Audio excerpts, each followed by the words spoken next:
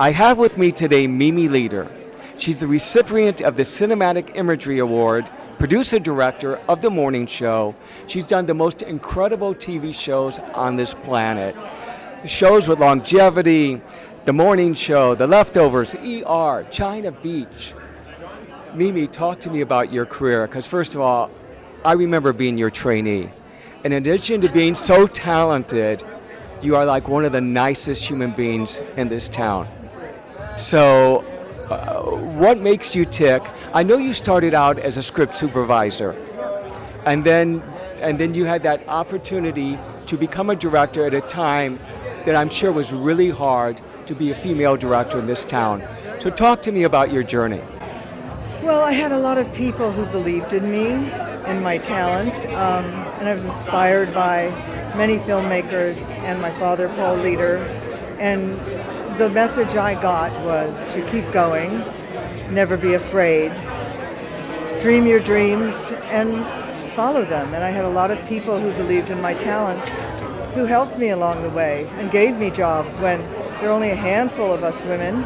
And now there's so many, and it's just so wonderful. And I think I'm a storyteller. I love telling stories. I love this honor tonight because the ADG award is this achievement award for my career is very meaningful and humbling to me because it's all about the images we make, and it starts with a blank canvas, and then you get an idea, you get a story, a script, and then I dream the ideas, and then I bring my production designer along, and together we create the show, the images, and we go on this long journey where we get to dream our dreams and tell stories and figure out the color palette, find the locations, and really create a magical world.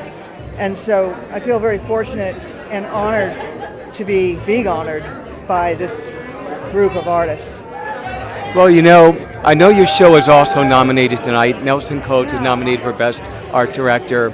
And I know actors love you.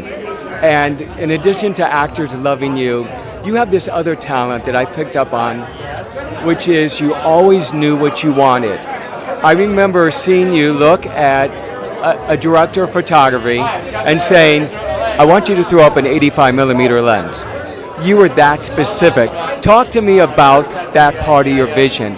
How did you raise to that level of accomplishment? Well, I went to the American Film Institute as a cinematography fellow, a cinematography student, and I learned everything I could about the lens.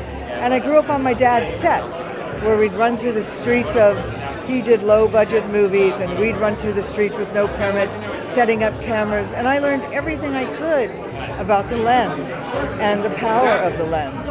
And so it's second nature to me what an 85 millimeter does as to opposed to a 24 millimeter lens. And I see the images, I know what the lenses are because I studied, I learned, and I'm still learning. Is there a favorite story you want to tell us? Oh, a favorite story. Here's a story. We were scouting The Leftovers third season in Australia. We didn't have a script. We only had an idea. As I said, it's a series of ideas. And we went scouting, and I found all these locations, and I had no idea what we were shooting.